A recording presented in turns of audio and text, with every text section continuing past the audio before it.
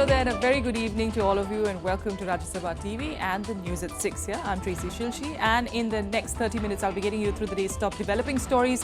Let's start with the headlines. Gunmen hold over 150 people including 20 Indians hostage in a hotel in Mali's capital Bamako. At least 3 hostages are killed. Nitish Kumar takes oath as Chief Minister of Bihar again. Lalu Yadav's son Tejaswi is the Deputy Chief Minister.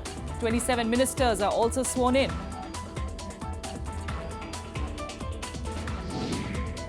Supreme Court issues notices to the centre and the Madhya Pradesh governor over the plea seeking the latter's removal on grounds of involvement in the multi-crore Vyapam scam.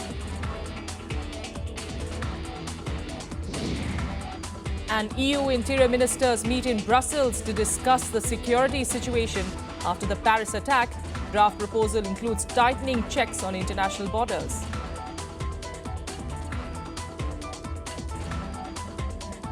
But first, a top developing international story. 20 Indians are among the hostages being held at gunpoint at the Radisson Blu Hotel in Mali's capital, Bamako. Reports say that gunmen are holding the hostages even as a Malian army commander says that about 20 hostages have now been released. At least 3 hostages, though, are believed to have been killed. In fact, the gunmen had seized the hostages in early morning today. The attack was reportedly carried out by 10 gunmen who stormed the hotel, fired at the guards and took hostages. Security forces have secured the streets around the hotel. It's still not clear, though, what the exact number of hostages are as of now, although initial figures had put the number at 170. The identity of the gunmen or the group to which they belong is not known yet. We'll keep an eye out on the situation developing there. But now back home, and the Grand Alliance government was sworn in today at a mega ceremony in Patna in Bihar. Nitish Kumar took oath as the Chief Minister for the 3rd time, along with 28 ministers from the JDU, RJD and the Congress. Here's a report. Nitish Kumar being sworn in as the Chief Minister of Bihar for a 3rd term. No stranger to taking the oath. This is Nitish's 5th time doing the drill. Along with him, 28 ministers, including 12 each from the JDU and the RJD and 4 from the Congress, also took oath of office. RJD Chief Lalu Prasad's 2 sons, Tejaswi and Tej Pratap, were also sworn in as ministers. First time MLA Tejaswi Yadav is the Deputy Chief Minister. The grand ceremony at Patna's historic Gandhi Maidan saw a galaxy of leaders in attendance. Congress Vice President Rahul Gandhi was also there. So were former Prime Minister H.D. Devagowda, West Bengal Chief Minister Mamata Banerjee, Delhi Chief Minister Arvind Kejriwal and several other Congress Chief Ministers. ये जो हमारी सरकार बनी है, बिहार के हर नागरिक की बनी है, हर धर्म की, हर जात की सरकार बनी है, सब बिहारी लोगों की सरकार बनी है और ये सरकार सबको लेकर, एक साथ लेकर, मिलकर आगे बढ़ेगी. Union Minister M. Venkaiah Naidu represented the Modi government, while the left parties were represented by Sitaram Yechuri and D. Raja. नया सरकार को आज का शपथ ग्रहण के अवसर पर केंद्र सरकार के ओर से शुभकामना देने के लिए मैं आया हूं और केंद्र सरकार प्रदेश सरकार के साथ मिलकर देश को आगे बढ़ाना चाहते हैं. हमारा प्रधानमंत्री का इच्छा है शुरू से ही कोऑपरेटिव फेडरलिज्म में कॉम्पिटिटिव कोऑपरेटिव फेडरलिज्म होना चाहिए. सभी स्टेट्स ठीक तरफ से विकास का रास्ते पे आगे बढ़े तो देश आगे बढ़ेगा. इसलिए एक टीम इंडिया के रूप में काम करना चाहिए. जो भी मदद संभव है केंद्र से, वो सभी मदद बिहार का जनता के लिए, बिहार का विकास के लिए, बिहार का उत्थान के लिए केंद्र सरकार बिहार को देंगे. जो उन्होंने वादे किए उसको लागू करने का शपथ है ये, और हम उनको सब हमारी बधाई और खुशियां मनाने के लिए साथ में आए. नीतीश जी को भी बधाई, मंत्रिमंडल में जो सदस्य होंगे सबको बधाई और यहाँ की जनता बहुत बड़ी बधाई. The RJD won 80 seats in the Bihar elections, followed by JDU at 71 and Congress at 27, bringing the Grand Alliance's total to 178 in the 243-member assembly. As per the constitutional provision, Nitish Kumar can have a maximum of 36 members, including himself in the ministry. Bureau Report, Rajya Sabha TV. The Supreme Court has sought responses from the centre and Madhya Pradesh Governor Ram Naresh Yadav on a plea seeking the latter's removal. The MP governor is embroiled in the multi-crore Vyapam scam currently being probed by the CBI. The plea against him seeks his removal from the constitutional post.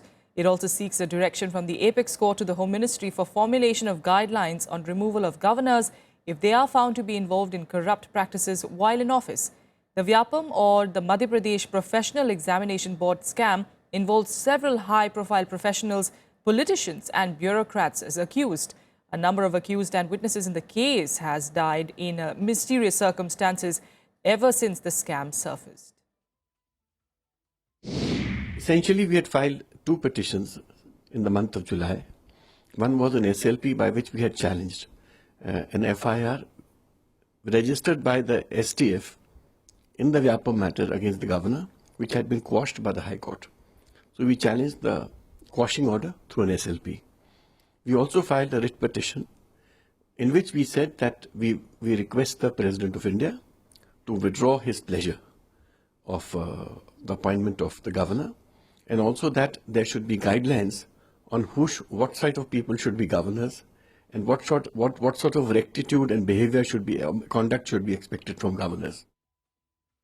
In other news, French Foreign Minister Laurent Fabius arrived in New Delhi today for a day-long visit. Fabius met Prime Minister Narendra Modi and discussed bilateral issues including expansion of counter-militancy measures. His visit comes days after the ghastly attacks by the Islamic State in Paris that killed 130 people and injured hundreds. He is also likely to hold a discussion with his Indian counterpart Sushma Swaraj to talk about the situation in Syria and explore measures to expand counter-terror cooperation. Fabius arrived in India to also discuss the launch of an international solar alliance proposed by India, apart from holding deliberations on the preparations ahead of the Paris Climate Summit. Rahul Gandhi's dare to Prime Minister Narendra Modi to investigate and jail him has evoked sharp reactions from the BJP. Party leaders have demanded Rahul to come clean on the matter, substantiated with documents, else face Parliament in a few days. A war of words has ensued between Congress and the BJP over the citizenship row involving Rahul Gandhi. A day after the Congress Vice President dared the Prime Minister to initiate a probe against him, the BJP struck back with all its might. BJP leaders have now challenged Rahul Gandhi to produce documents in his defense instead of making rhetorical statements. This is not a BJP versus Congress debate. This is a document versus document debate. India is a democratic country. Every citizen of this country has right to produce document and ask questions from its senior leaders. A question has been asked to Rahul Gandhi. If Mr. Rahul Gandhi has the pertinent documents which has legal repercussions, he should submit those documents rather than going into rhetorics, rather than showing his anger. He should be calm, patient, and he should submit the truthful document if he has any. If he doesn't have the documents, then he should simply answer the question. BJP leader Subramaniam Swamy has also warned Rahul Gandhi to either cooperate or face prosecution charges. He has himself admitted of being a British citizen. So he must now bring out all the files of that company and put it here, because he did not disclose it in his income tax returns here. He did not disclose it in his affidavit that he filed as a candidate in 2004 and 2009. He did not tell the Reserve Bank that he has earned so much foreign exchange. None of this he has said. So it is for him to disclose. Yes, we will definitely, if he doesn't cooperate, we will definitely, I'm sure that the government of India will prosecute him. Swamy has also written to the Prime Minister, urging him to verify the nationality of the Congress Vice President. He also sought a CBI probe against Rahul on grounds that there's a huge possibility of him receiving kickbacks in a defense contract. Bureau Report, Rajya Sabha TV. Now, the proposed hike under the 7th Pay Commission for central government employees will hurt the country's finances. Fitch Ratings has said that the proposed 23.6% hike will also underscore India's weakness in its sovereign credit profile. The pay hike proposed on Thursday would add at least 1.02 lakh crore rupees to the government's spending in 2016. Fitch says that it will also challenge the government's goal of achieving a fiscal deficit of 3.5% in the year ending in March 2017. To stop that from happening, India must cut spending on or raise revenues. Fitch rates India BBB minus with a stable outlook. The credit agency said that the Indian government's debt burden of nearly 65% of the GDP is the highest among countries with similar ratings. Media tycoon Peter Mukherjee, who was arrested on Thursday in the Sheena Bora murder case, has been charged with murder and criminal conspiracy by the CBI. Mukherjee has also been accused of destroying evidence and lying to protect his wife Indrani Mukherjee, the prime accused in the case. He has been sent to CBI custody for 3 days till the 23rd of November. Mukherjee on Thursday was arrested by the CBI hours after the investigating agency filed a charge sheet in which his wife Indrani and 2 others were accused of the crime. Peter Mukherjee was arrested for allegedly shielding the accused and inconsistencies in his statements. Sheena Bora was allegedly murdered by Indrani, her former husband Sanjeev Khanna and her former driver Shyamlal Rai in April 2012. The body of the 24-year-old was dumped in a forest in the neighboring Raigad district. And with that, let's take you through a roundup of other national news updates in Nationwide. At least 4 people, including 2 CRPF jawans, were injured in a grenade attack by terrorists in South Kashmir's Pulwama district. The injured have been admitted to a hospital. The area has been cordoned off and a manhunt has been launched to arrest the attackers. Enforcement Directorate sleuths today conducted searches at about a dozen premises spread over Delhi, Mumbai and Kolkata in the money laundering probe against Himachal Pradesh Chief Minister Veerbhadra Singh. The Chief Minister and his family members have allegedly amassed wealth over 6 crores when he was the Union Minister of Steel. Death toll from rain-related incidents in Tamil Nadu went up to 120 today. Overnight rains lashed many parts of the city, raising fears of more floods. However, a bright morning brought relief to the residents of the rain-drenched city. Meanwhile, the Regional Weather Office forecasts rain in coastal and interior districts for the next 24 hours. Now, consumption of 13 billion units of antibiotics has made India the top antibiotic user in the world. This has also contributed in making it the most antibiotic resistant. And recognizing that threat, the World Health Organization is observing this week as World Antibiotic Awareness Week. Here's a report. Inappropriate drug use has created a new menace: antibiotic-resistant bacteria. India figures among the top 40 countries confronted with the risk. The resulting infections are not just difficult to treat, but expensive as well. This is because of 3 very simple reasons. We have a high background level of infectious disease, which is because we have poor water and sanitation, and also vaccination is inadequate. Second is that there is easy access to antibiotics over the counter very easily. The third is actually because our populations are getting wealthier, so they're able to afford the antibiotics. Before, they were not able to afford it. But the mix of these 3 is creating a very serious health threat for India, which has to be taken seriously right now. India is among the top antibiotic users in the world. It consumed 13 billion standard units in 2014. China had a corresponding figure of 10 billion and the US had 7 billion. According to a survey, 76% respondents took antibiotics in the last 6 months. 90% were prescribed by a doctor or nurse. 70% think incorrectly that antibiotics can treat colds and flu. And only 50% know that they should stop taking antibiotics only when they finish the course. There is definite misuse, irrational use of antibiotics, and that has led to this bacterial resistance. What we are facing today, multi-drug resistance, bacterial resistance, that all the bacteria are resistant to most antibiotics today. Hardly any, they are sensitive to 1 or 2. And that sensitivity is shown in the lab. But if that is not effective in clinical scenario, then we are doomed. Experts say there is an urgent need to address the threat and reduce the excessive use of antibiotics. Diagnostics are very important because they can tell you what infection it is and also as to what the drug sensitivity profile is. And finally, we must not forget the role of vaccines, which can prevent a lot of the infections.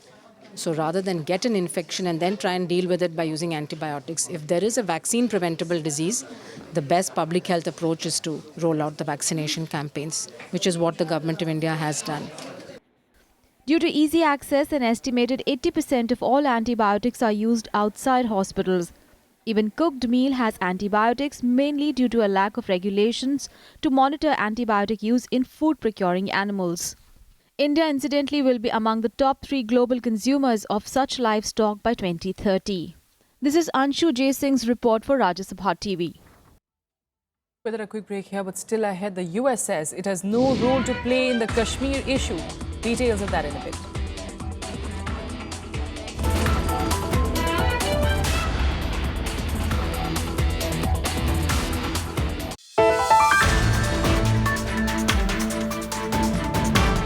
The 7th Pay Commission report. Pay bonanza for central government employees. What will be the cost? Watch the big picture at 6:30 p.m. on Rajya Sabha television. Terrorists in Afghanistan are using Indian Ocean as the route to traffic drug and weapons. South China Sea, they have to change their policy first. Japan has been apologizing to Asian countries. Ban on the use of military force for purposes other than defending Japan is still embedded in the constitution. Watch Japanese foreign policy expert Yukio Okamoto in Indian Standard Time tonight at 10 p.m.